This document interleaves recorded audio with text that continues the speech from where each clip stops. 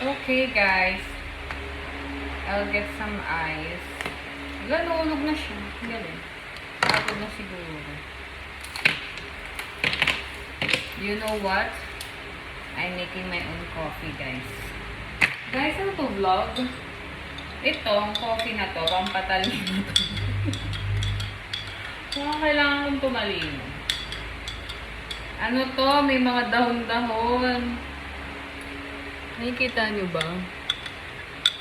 Basta may parang green-green siya. Ayun o. Green, grass. Basta green. Ito.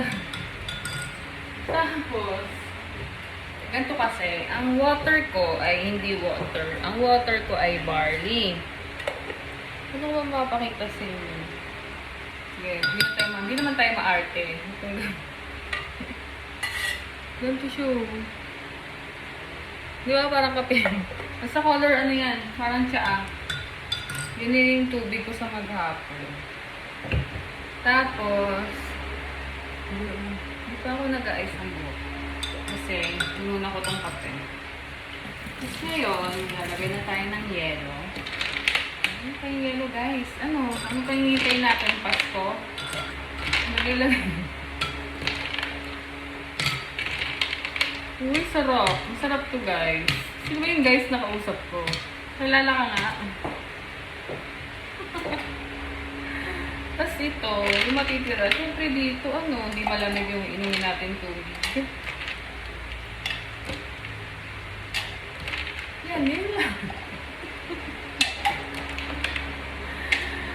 Guys, yun lang ang ginagawa ko bago start ang aking trabaho, ang gumawa ng kape.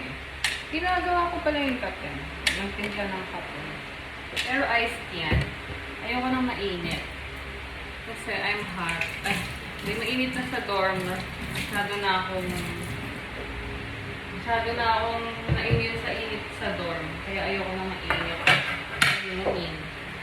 Tapos natakpan na natin. Ang hirap pala mag-vlog, hindi mo labas siya basta. So, Sir Gavin, bumalik ka na.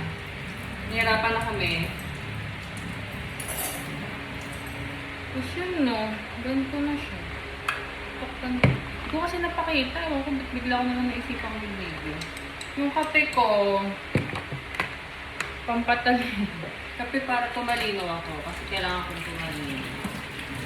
Ala, may yelo pa. Sayang, maraming nagugutom. Maraming nangangailangan ng yelo. Tapos, syempre, hindi kami maarte dito. Yung tubig na nagamit namin dito ay tap water lang. Galing lang din dito sa gripo. Ano ka? Anak ka ng mayaman? Presidente? Ay, hindi. Anak ka ng mga congresswoman? Nepo baby ang pet. Yun lang. Mas balik ko na sa ref. Tapos yung ref namin, cute. Wait lang. Saan eh? Cute ng ref namin.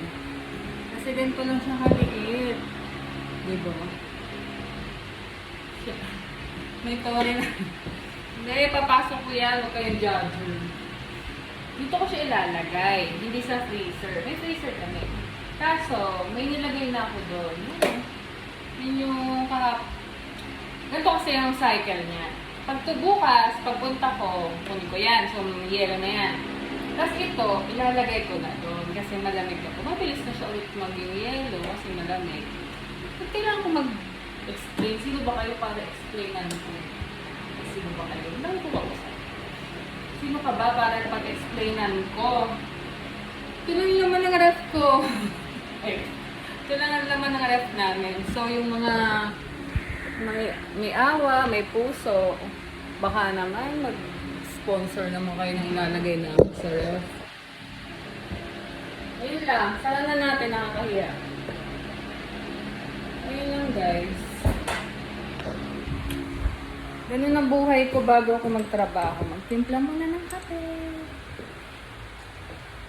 Kape-kape muna. Bye!